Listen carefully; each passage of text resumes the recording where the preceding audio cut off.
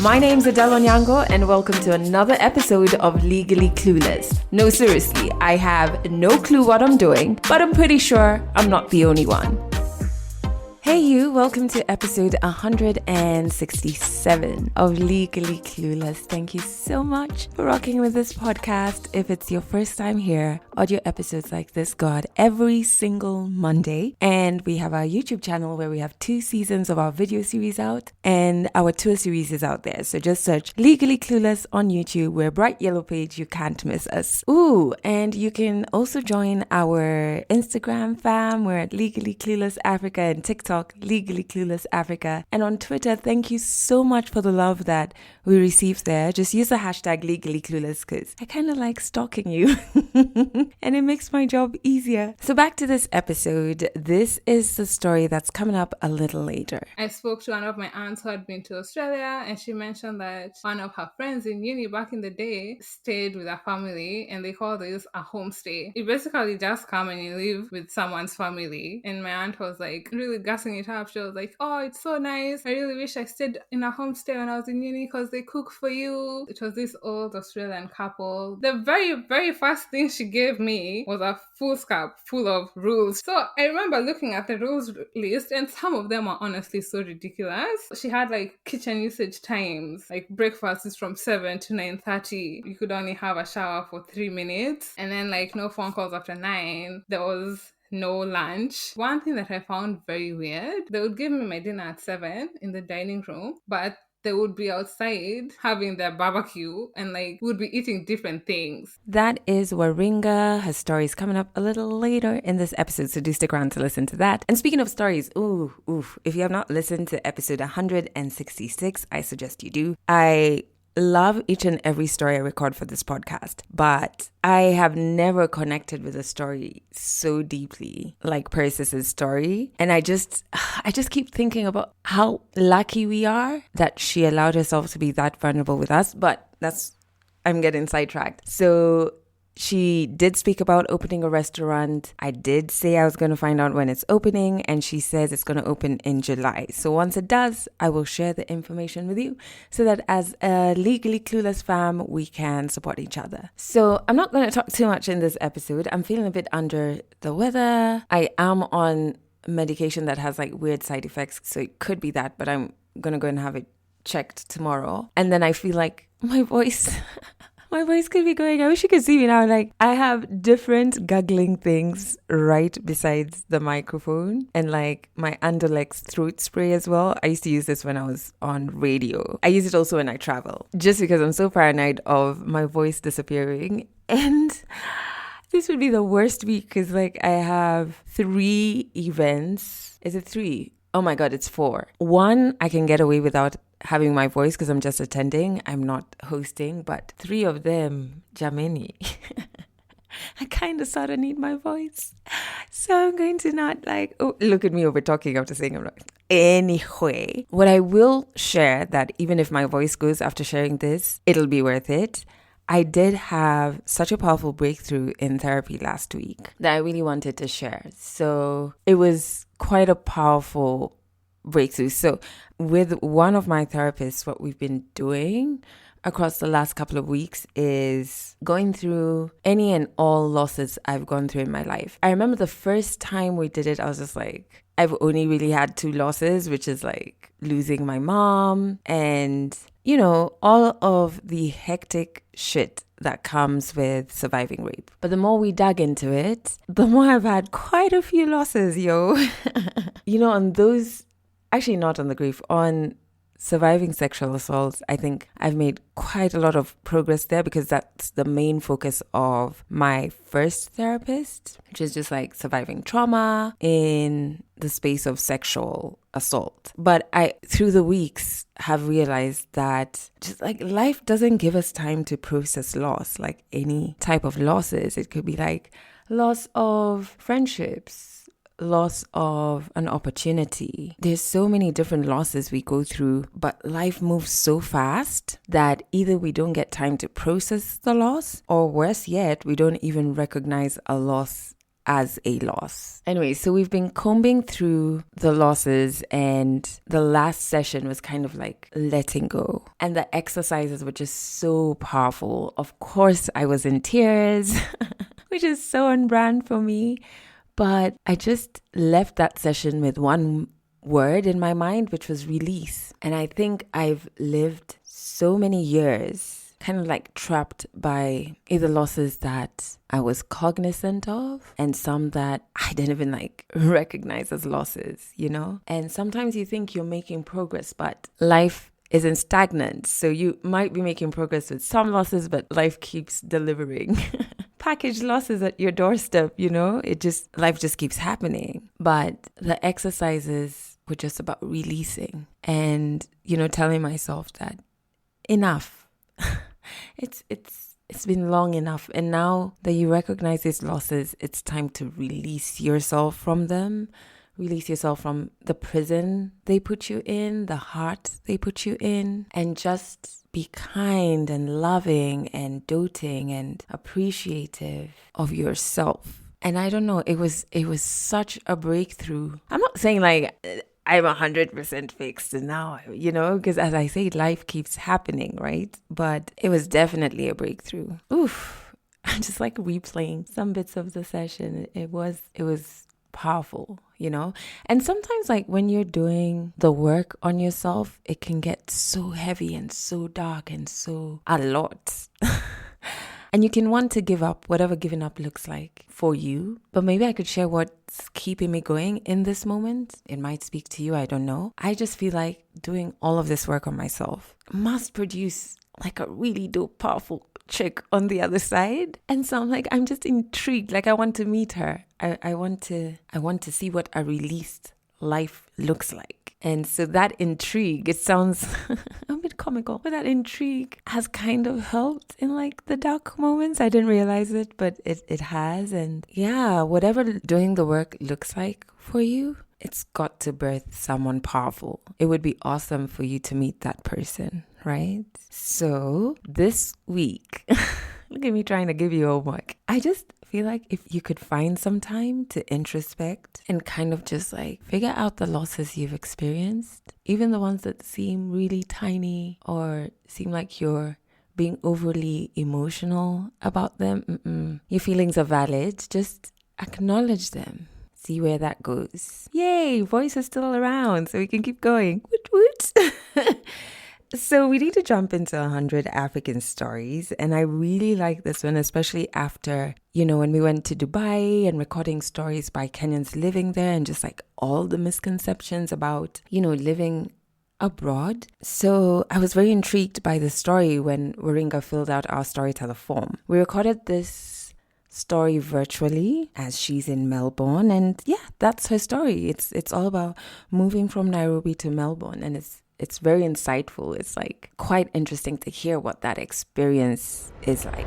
100 African stories on Legally Clueless. Stories from Africa. My name is Zarenga and I'm from Nairobi, Kenya. I moved to Australia to pursue my master's in advertising a few years back. And prior to that, I did my undergrad in advertising as well in Nairobi. I chose to come to Australia because it's not as cold compared to like Europe where there's harsh winters, where there's snow. Because I don't like the cold, I knew I wouldn't be able to like cope if I have to like live with snow. So the uni that I selected in Australia did not have accommodation on campus. And before I came, I was really trying to like find a house that was close to the school, that wasn't too far, because obviously it's an unfamiliar place.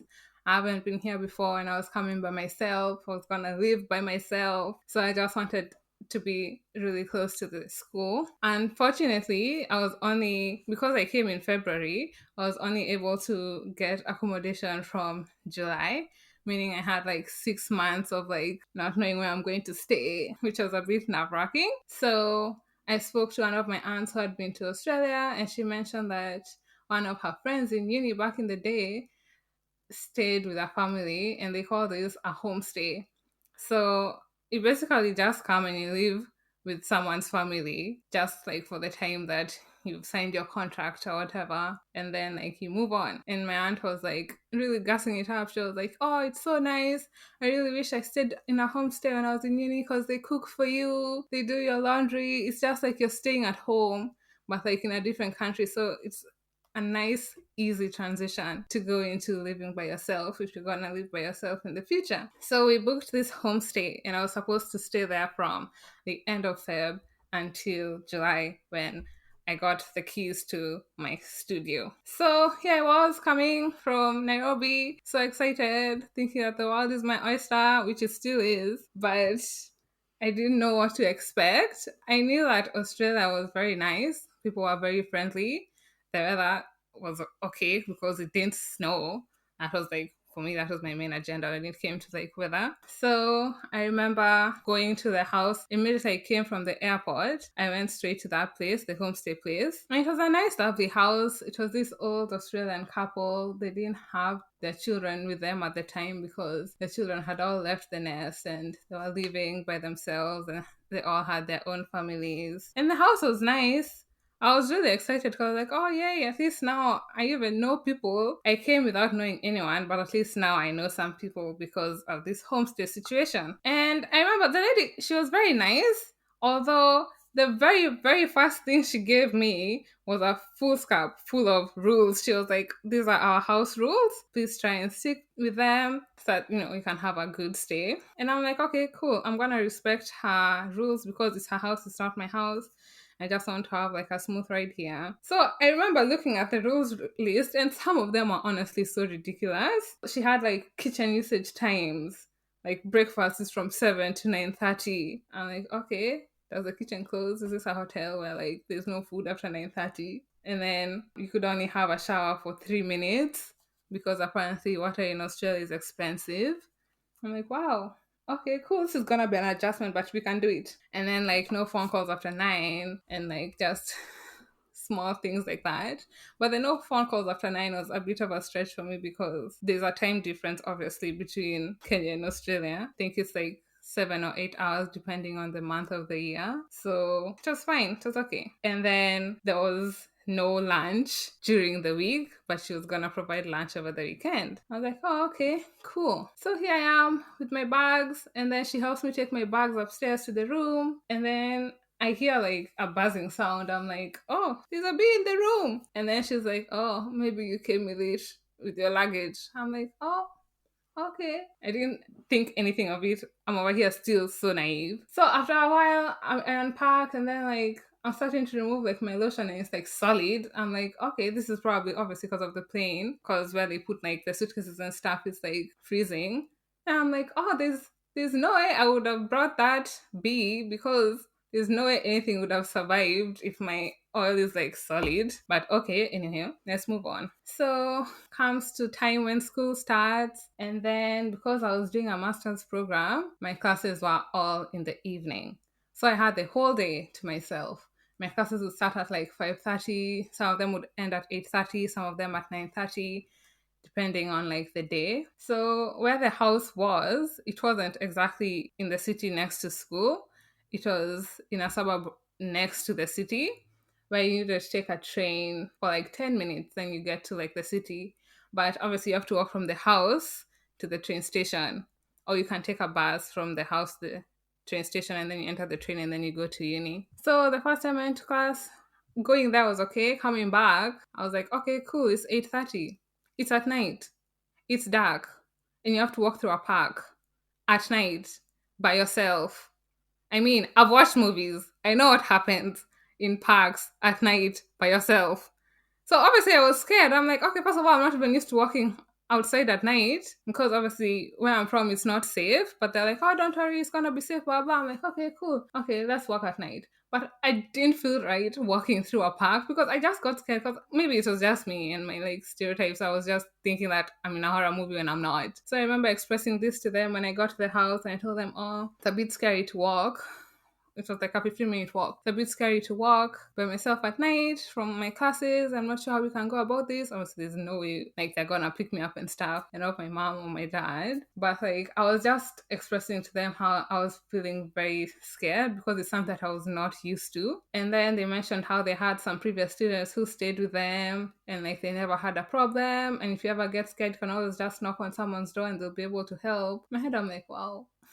So if I get scared, I just go running, knocking, knock, knock, knock. Hi, please, I'm scared. Do you mind taking me to the house? Well, obviously, that was very unrealistic for me, but I just let it go. Kept going for my classes, and then one thing that was quite challenging was the whole food situation. As I mentioned, they didn't provide lunch during the week, and my classes were in the evening, so it would mean like I'm in the house all day, and then I just leave in the evening for class. So like I would have to leave in the morning. I go find something to do so I can be able to have lunch and then go to class and then come back to the house. I mean, it was good because I got to explore a little bit of the city and just to see what things are out there instead of just staying in the house, it was good. But on Sundays, their family would come over. So like the couple's children and their partners and their dogs, they'd all come over so they can be able to have like a barbecue because it's a common thing to do here, having a Sunday barbecue. And one thing that I found very weird was the fact that they would give me my dinner at 7 in the dining room, but they would be outside having their barbecue and like would be eating different things. For me, obviously, culturally in particular, if someone comes to your house, if they're a guest, you give them like the best that you have. You're very hospitable to them. If they want food, you make it for them. If you're eating, you eat together. So it was just culturally very different. I'll say that's the first time I experienced culture shock. So I would sit in the sitting room and then they'd be there in the backyard with their barbecue. The meat was smelling so lovely, but I'm over here not eating the same stuff, which is okay. I was appreciating that at least I have food. And then what actually did it for me was one time when I went for dinner, because every time I used to go to the kitchen and like the food was there in the dining, I'm looking at the kitchen, I'm like, gosh, this place is so clean. How fast does she cook and clean her dishes? Because I would get there at 7 and there's no dishes in the sink, there's nothing on the stove, like the food was just ready on the plate, ready to eat. So I was like, oh, okay, maybe she's just so quick. And then one time she served me this really, really nice thing. It was like a potato thing. She said it was called a potato gratin, if I'm pronouncing it correctly. And I was like, this is so lovely. How do you make it? And she was like, oh, just one moment. Let me just go and check the box. I'm like, the box?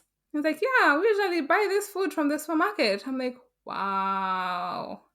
So basically, they're giving frozen food. So they weren't even cooking. I'm like, oh, okay, cool. Then I started thinking about how, like, we're paying these people rent. I also pay for the Wi Fi. And obviously, the rent is supposed to accommodate, like, food, laundry, electricity, water, everything. And, like, the least you can do is at least cook a proper homemade meal. Maybe it's just because, like, where I'm from, we're not used to eating frozen food. We're used to eating food that's so fresh, literally from the farm. You just go to your backyard and you pick the things that you need for dinner and you cook it, and like there's your food. So I also had a lot of horror stories about frozen food, how like it's very unhealthy and stuff like that. So I kind of freaked out when I heard about the whole frozen food thing and the whole box situation. So I called my mom, I'm like, oh my gosh, mom, they gave me food from a box. What do I do? Mom was like, you need to move out. I'm like, okay, I now need to start finding a place of my own. And this was I think I only stayed there for 3 weeks, to be honest. It sounds horrible, but yeah, I just couldn't deal. And then after that, I met one of my friends in uni. He's also Kenyan. So he's the one who actually helped me house hunt. I managed to find a nice studio in the city right next to my school, like literally across the road. I remember once I was hungry in class and I was like, oh, I'll pretend I'm going to the washroom, but I didn't go to the washroom. I went to my house and I made myself a sandwich and then I came back to class. It was that close. So that was quite lovely. It was also my first experience living by myself. And obviously, when you live by yourself for the first time, you start realizing things that you didn't realize. For example, shopping for veggies. So veggies go, like, they don't last for long in the fridge.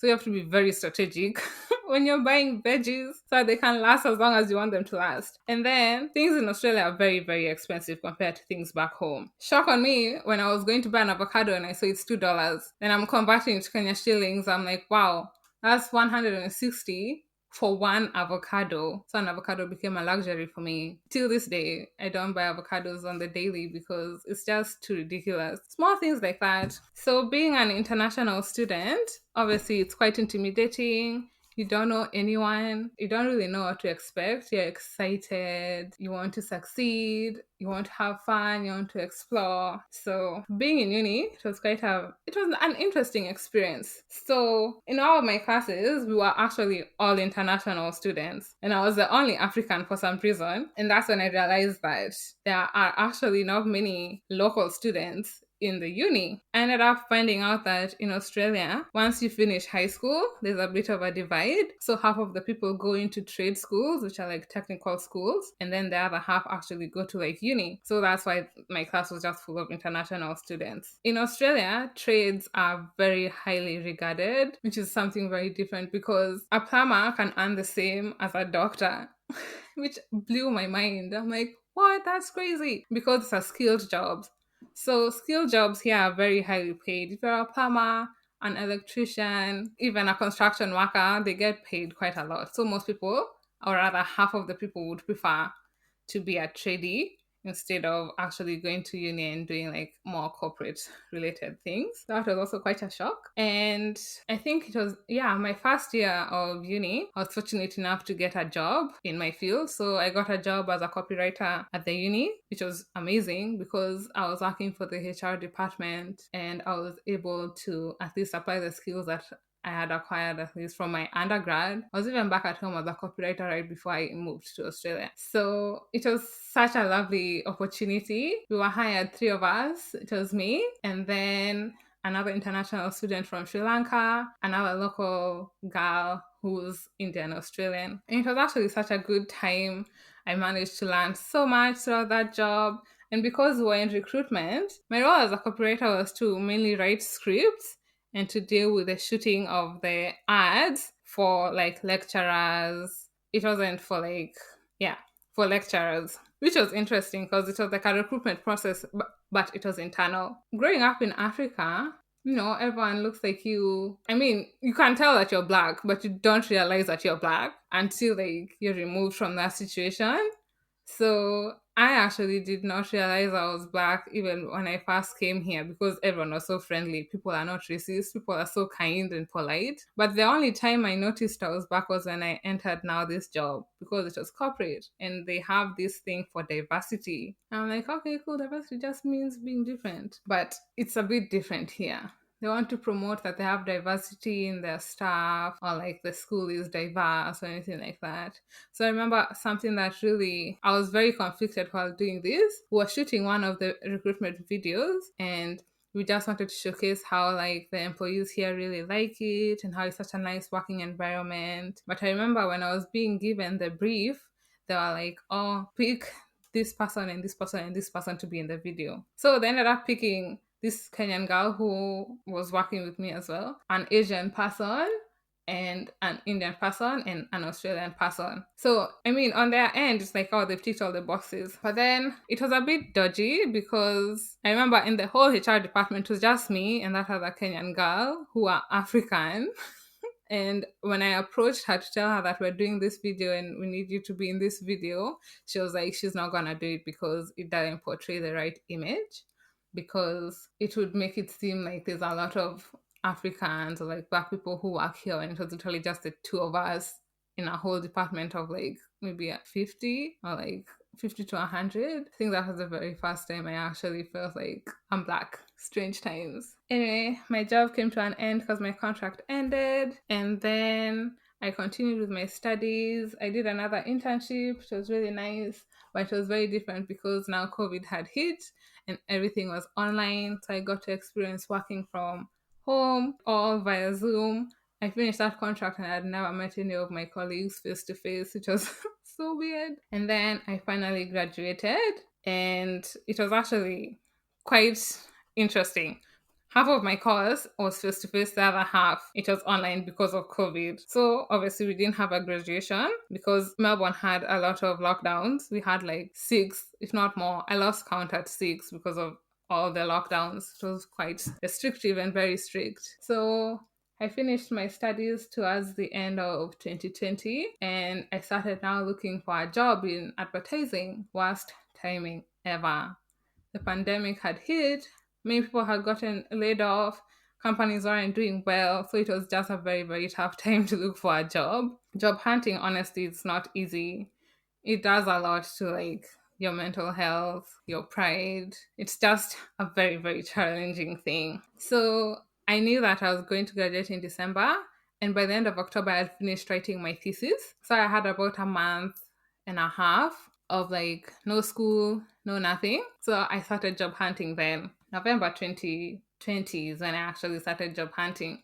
Looking for jobs, it's so hard, especially like because I'm not an Australian citizen. Most of the jobs that I was applying for, especially in advertising and comms, when you look at the job description online, it's like only Australian citizens or permanent residents will be considered for this role. So many jobs are like that, and it was hard. I'm like, gosh, where are the jobs for us who are not Australians or permanent residents? And they were there, but they are very, very hard to come by. And then I ended up doing a few internships, which were unpaid, which obviously is not ideal because I need to pay rent. It's giving me experience, but I needed to pay my rent. So I ended up, I kind of paused on trying to apply for jobs in comms or like advertising because some of the jobs that I would read and they were like only Australian citizens or permanent residents can apply.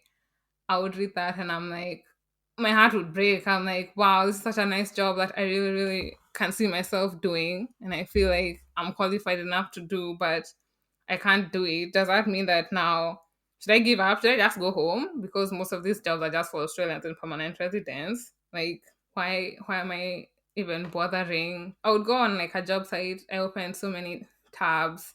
I would like line them up at the top so that I like go back to them and like I apply slowly. And then I would just like cancel the ones that say Australian citizen or permanent resident. And then I would just be left with the ones for non-Australian citizens. And let's say I open like 20, I probably only have like three. I'm like, wow, okay, cool. So I came to realize that it's very, very competitive. At some point, I actually just gave up. I was like, you know what, maybe this isn't for me. And I mean, I have bills to pay. I might as well just start applying for other things because clearly comms and advertising is it's like it didn't want me. It's so silly to say, but I felt like the career didn't want me. So I went online and I started looking at like other alternative jobs that I can apply for. I started applying for like retail stores. I started applying. I couldn't apply for restaurants because COVID. The hospitality industry was basically dead. Most of the restaurants were even closed. You could only get takeaway. So obviously they're not gonna want to have a waitress because you can't literally because of all the harsh restrictions. So I ended up applying for like so many supermarket jobs, so many retail jobs. And like I remember one time I applied for like 8 supermarket jobs and like I got all rejections. I'm like, gosh, I can't even get a job at a supermarket. Like, what is this? It was just very frustrating, very sad. One day I just checked my email and I saw someone had responded. I'm like, oh my gosh. And it wasn't a rejection because you open your email and you just see, oh, unfortunately. If I see unfortunately, I'm closing because I'm like, this is going nowhere. There's no point of reading the rest because yeah, I got a lot of unfortunately. So this one was actually quite different. It was the store manager at one of the supermarkets and he got back to me. He was like, oh, he's interested in me like joining. So he wanted me to go in for an interview. Then I did, and then I got the role. It was actually very exciting, but it was also, how do I put this? I was happy that I got a job, but I was feeling a bit sad. Or like, on the one hand, I was like, oh my gosh, yay, I finally got a job after 4 months of searching, 4 or 5 months of searching. But on the other hand, I'm like, wow, okay, it's a supermarket job. This isn't exactly where I had like seen my master's going. Because I'm like, okay, cool. It's fine. Let's just do it. You never know. Let's just do it. So when I started working at the supermarket, I started working in the dairy department, which was basically stocking shelves for dairy. Dairy, it's not just milk and yogurts and cheese. the dairy department also stocked the freezers. So it wasn't ideal, especially in winter, because like you come for a shift and you're like, oh, what are we doing today? Freezer. You're like, gosh, it's like 3 degrees outside. I'm from the cold, and now I'll just stay in the cold for another 3-4 hours. So I didn't really like the dairy department. There was a position that opened up in the bakery, so I would go and help out the bakery sometimes. So I'd alternate between bakery and dairy, bakery and dairy. And then eventually the bakery manager just stole me from dairy, which obviously I was not complaining because the bakery was so nice. In the warmth and next to the ovens, the people were nice. You didn't have to like lift heavy boxes, and you could chat more to people. And I really enjoyed baking, so I was like, this is the closest I'll get to like working in a proper bakery. Not that I was baking or anything, I was packing and slicing bread. So I really enjoyed working in the bakery.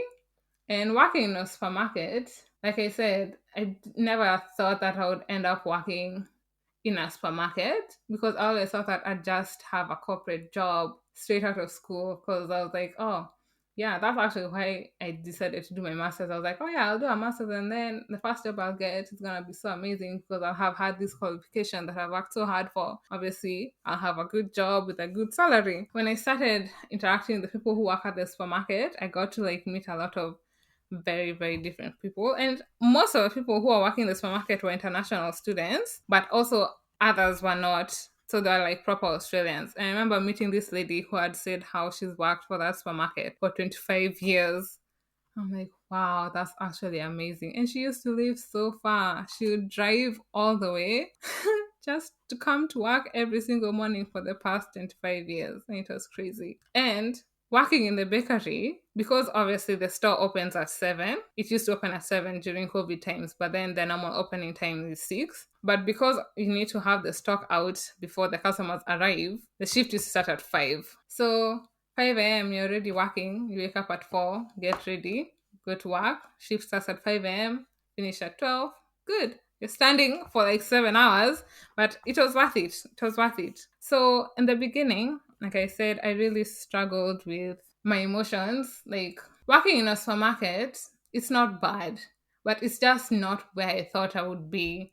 So for the longest time, I really struggled with like, oh my gosh, I can't believe I work in a supermarket with a whole master's. And I actually was not the only one because I got to speak to so many people and most of them are actually graduates. It's just that it was just very hard, especially for international people, to get a job in your field of study. So I remember meeting this one guy in particular. He was from India and he had been working at the supermarket for 2 years and he had a bachelor's in econ. And I remember when we were chatting, we were filling in the shelves, and he was like, yeah, but I'm still trying to like apply for stuff because most people come here and they get comfortable. And I didn't understand what that means, but I understood after a few weeks because working in a supermarket here actually pays quite well. I'm not gonna lie. And because of COVID times, the lockdowns and restrictions, it was actually the most steady job because supermarkets never closed down. So you're always guaranteed to have a job. So it had job security. The pay was actually quite good. And then it was shift work. So it's not like a proper 9 to 5 where you have to do their 9 to 5. Your shifts, they could either be 3 hours or 7 hours. And you don't work every day of the week, which was lovely. So I understood why he was like, most people come here and they get stuck because they get too comfortable. And it got to a point where like I actually got so comfortable working in the bakery because I was like, this is so nice. I even wanted to be a store manager at some point because it's just funny how life happens. On the one hand, in the beginning, it was very hard for me to accept what was happening. But then like towards the middle, I'm like, as time went on, I was like, wow, it's actually so nice. I'm really enjoying this. But it was very hard, especially like trying to explain to my mom that, oh yeah, I'm in the supermarket. I don't think I want to leave. And, like she's paid these international school fees for me to come and study my master's just for me to be like, yeah, I'll just stay in the supermarket and I'm not going to leave. But eventually, something just dawned on me. And I was like, you know what? I don't want to let my mom's money go to waste. So even when I was still working at the supermarket, I was still applying for jobs, still getting those unfortunately, all those rejections, which was so painful. I managed to do 2 internships while I was still working at the supermarket. Like I said, the shifts are quite flexible. So I managed to do 2 internships in advertising, and one of them had like a role at the end of the internship, a paid role, a full-time job. And I didn't get it, unfortunately, which, it was expected, but it would have been nice. So at that point in my life, I was thinking, it would be nice to actually leave the bakery. I mean, waking up at 4 a.m. is okay, but you can only do it for a very long time because the supermarket doesn't close. It means that you're working Monday to Sunday. And the weekend shifts are the best ones because that's when you get the most money. So I used to love working on Saturdays and Sundays from 5 a.m. because from 5 to 7, you get almost like double pay. And if it's on Sunday, definitely gonna be double pay. So I was really enjoying the money, I'm not gonna lie. And you used to get paid weekly, which is also something that I wasn't used to because back at home, you get paid monthly. It got to a point where I was actually so happy and content with working at the supermarket for the rest of my life. And looking back, I think I still would have done that. And then I got lucky. I applied for a job that didn't have the restriction, and I did, I think, 3 interviews. And I remember getting a call in December that I had gotten the role. I remember I was folding laundry at that time. You guys, sometimes when the recruiters get back to you, they can either not get back to you, number one, or they can send you an email saying, unfortunately, you haven't gotten the role, or they can call you to deliver the bad news. So when I got this call, I just thought it was bad news because I was already so used to getting bad news. The whole, oh, sorry, we decided to go with someone else. But this one, it was different. She was like, oh, so we decided to go with you. I'm like, wow, really? It was very shocking. I dropped the socks that I was folding. I was just in shock. And I remember I called my mom. My mom started crying because it had been so long. I think I'd been applying for a job for like a year and a month. And then that's when I got the call, which was actually quite lovely. So yeah, I started my role in January and I'm currently still in it, which is it's good. And one of the lessons I've learned about being abroad, number one, try not to convert things to Kenya shillings. It will just break your heart. Simple things. Like I said, an avocado, $2, 160 bob for one avocado, and it's not even that big. Don't just I mean, if you're budgeting on a larger scale, please. But like the small things, you will do it in the beginning, but eventually you'll just give up because it's not worth it. Budgeting. It's so easy to like spend your money so badly because there's so many nice things. Everything is so shiny and new and exciting. But all those shiny and new and exciting things are also so expensive. And if you're a student, obviously you're on a student budget. So you have to be very careful with what you do with your money. The bills are expensive. Rent, here we pay rent weekly, not even monthly. So you need to factor in rent weekly. Also water, electricity, gas, Wi-Fi, things I never even thought of paying for Wi-Fi. But you have to budget it in, and laundry. So one of the things that actually shocked me was like most of the places do not have hanging lines. You know how like after you've done your laundry, you just hang it outside so it can air dry. Especially if you live in the city, in the apartments in the city, there is nowhere to like hang your stuff. Balconies are not for like hanging clothes. Balconies are like for chilling out, apparently. Who would have thought? Anyway, so use a dryer for everything. I was wondering, like, there's no laundry area most of the places, especially like if you live in like student accommodation, the studios that they provide, it's like one room. It's basically a bed sitter, but they call it a studio. So it's one room, you have your bed, you have your small stove, and then you have your bathroom. There is no laundry area. So you have to sort yourself out with going to the laundromat, which you get used to. Oh, always pick somewhere that's actually close to like the uni, especially because of transport. Transport in Australia is very, very good, especially in Melbourne. I love the public transport in Melbourne. You can use a bus, it will come on time, it's not gonna be late. Like if it said that it's coming at 10:51, that bus is gonna be there at 10:51.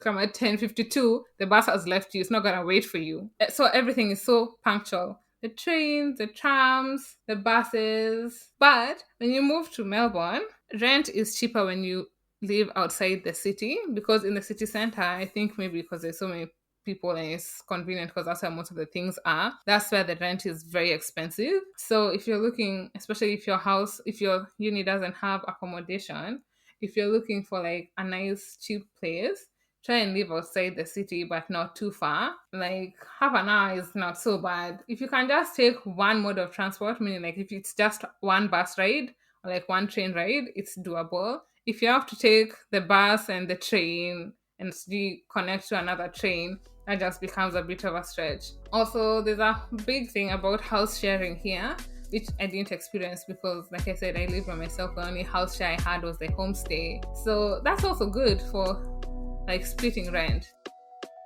Catch more African stories in the next episode of Legally Clueless. I hope you enjoyed that story by Waringa. I really did. I think sometimes those of us living in Kenya, we have a very jaded or warped view of what studying abroad looks like and what the challenges of that come with. It really struck a chord with me when she talked about how looking for a job, affects your pride, affects your mental health. And can you imagine doing it in a foreign land where maybe you don't have the support systems that you may have had back home? Oof. That must be a lot. And like searching for a job and then knowing the only reason you're not getting it is not your qualifications, experience, etc. It's you're just not from that country. Also, when she spoke about having a master's and working in a supermarket, it's quite interesting her perspectives and how they shifted during that period. I found that very inspiring and like there's a lot of strength,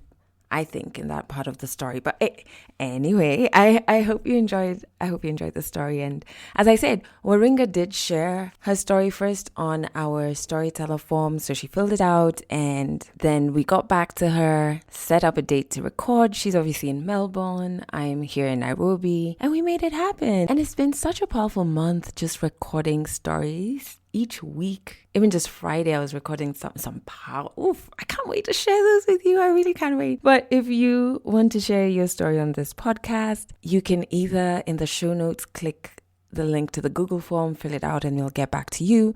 If you're listening on a platform that doesn't have show notes, just check out our Instagram page. It's Legally Clueless Africa. Click the link in the bio and you'll see where you can fill out the form. Also, remember that this podcast plays on Trace Radio in Kenya every Monday and Wednesday at 1 p.m. and 11 p.m. and every Friday at 1 p.m. So head over to traceradio.co.ke for a list of all the frequencies in case you travel in and around of Kenya. Look at me singing and I'm here like worried about my voice. Oh my days. Oh, listen. I have to end this episode here because it feels like I'm not going to lose my voice, but I'm also being a bit reckless. Let me even just spray some of this Underlex.